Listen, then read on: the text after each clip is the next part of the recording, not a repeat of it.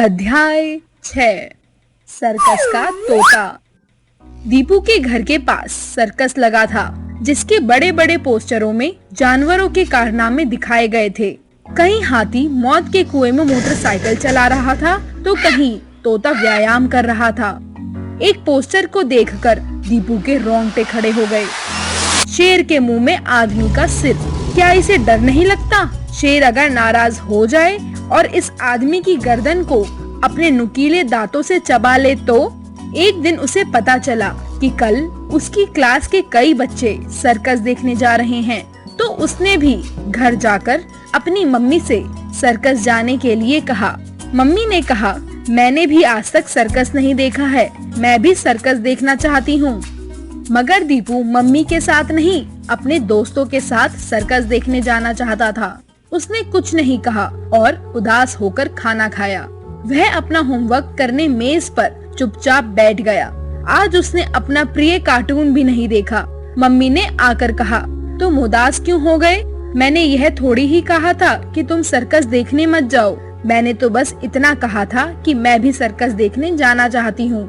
अभी तुम अपने दोस्तों के साथ चले जाओ, बाद में हमारे साथ भी चलना। मम्मी की बात सुनकर दीपू के हाथ इतनी तेजी से चले कि कब होमवर्क खत्म हुआ पता ही नहीं चला। उसने अपनी किताब कॉपी संभाल कर रख दी। क्रिकेट का बैट लेकर खेलने के लिए निकल गया। मम्मी उसे दूध पीने के लिए पीछे से पुकारती ही रह गई। पार्क में उसके सारे दोस्त जमा थे, वे उसका ही इंतजार कर रहे थे। खेल शुरू हुआ। दीपू बैटिंग के लिए आया तो उसने इतने चौके छक्के जड़े कि उसके दोस्त भी हैरान रह गए। सब सोचने लगे कि आज दीपू को क्या हो गया है। शाम हुई और दीपू घर लौट आया। उसकी मम्मी ने कहा, दूध भी नहीं पीकर गए, दूध पीना तो याद रखा करो। अचानक दीपू मम्मी के पास आया और उनके गले से लग गया। मम्मी, आज तो मुझे सर्कस के अलावा कुछ भी याद नहीं। मम्मी ने कहा, लगता है सपने में भी तुम सर्कस ही देखोगे और कहीं शेर को देख लिया तो चीख पुकार मचा दोगे।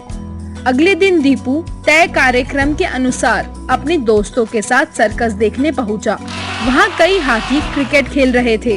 कुत्ते ने जोकर को धक्का दिया, जोकर लड़खड़ा गया। सबसे ज्यादा मजा तो तोतों के करतबों और ऊंट की फैशन परेड पर आया। जब सर्कस समाप्त हुआ तो दीपू को लगा अभी उसका मन पूरी तरह नहीं भरा, एक बार और सर्कस देखना है। मम्मी ने कहा भी है वह मम्मी पापा के साथ दोबारा भी सर्कस देखने आएगा और अपने दोस्तों पर इसका रौब दिखाएगा। उसने जो कुछ वहाँ देखा था घर लौटकर मम्मी पापा को ज्यों का त्यों सब सुना दिया। सुनाते सुनाते वह खुद भी कूद फांद करने लगा, जैसे सर्कस में शो कर रहा हो। मम्मी पापा हंस हंस कर दोहरे हुए जा रहे थे। अगले दिन दोपहर को जब दीपू स्कूल से लौटा तो उसने अपने छज्जे पर बड़ा सा नीला तोता बैठे देखा। अरे, यह कहाँ से आ गया? ऐसे तोते तो सर्कस में थे। कहीं ऐसा तो नहीं कि करतब दिखाते दिखाते यह महाशय वहाँ से उड़ लिए हों और सर्कस वाला इन्हें ढूंढता फिर रहा हो। मगर इस बात का पता कैसे चले?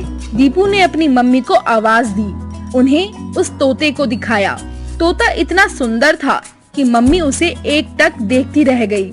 बोली, यह तो कोई विदेशी नस्ल का तोता लगता है। हमारे घर के सामने वाले नीम के पेड़ पर तो हरे रंग के तोते रहते हैं। दीपू ने पुचकार कर उसे अपने पास बुलाया तो वह नीचे उतर आया। मम्मी ने उसे अमरूद और हरी मिर्च खाने को दी। दीपू ने कहा, यह सर्कस का तोता है, इसे कल मैंने वहाँ देखा था। मैं सर्कस वालों को बुला लाता हूँ, ध्यान रखना उड़ न जाए। दीपू दौड़ा दौड़ा सर्कस वालों के पास पहुँचा। शो शुरू होने में बस एक ही घंटा बाकी था। सभी दर्शकों को तोते के कारनामे बहुत पसंद थे, लेकिन तोतों का सरदार गायब था। दीपू ने उनको जाकर सारी बात बताई तो सर्कस वाले उसके साथ आए और तोते को देखकर बहुत खुश हुए। कहा, बेटा, तुमने आज हमें बड़ी मुसीबत से बचा लिया। पता नहीं इसे क्या हुआ था कि यह वहाँ से उड़ गया। यह तोता तो हमें बहुत प्यार करता है, हम खाना ना दें तो खाता भी नहीं है। उनमें से एक ने आवाज दी, विक्टर। तुरंत ही तोते ने नजर उठाकर देखा और उड़कर उसके कंधे पर जा बैठा। जाते जाते उन्होंने कहा, अभी सर्कस 1 महीने यहाँ और है, तुम्हारा जब मन करे आकर देखना। दीपू को और क्या चाहिए था, वह तो बस खुश ही खुश था। अध्याय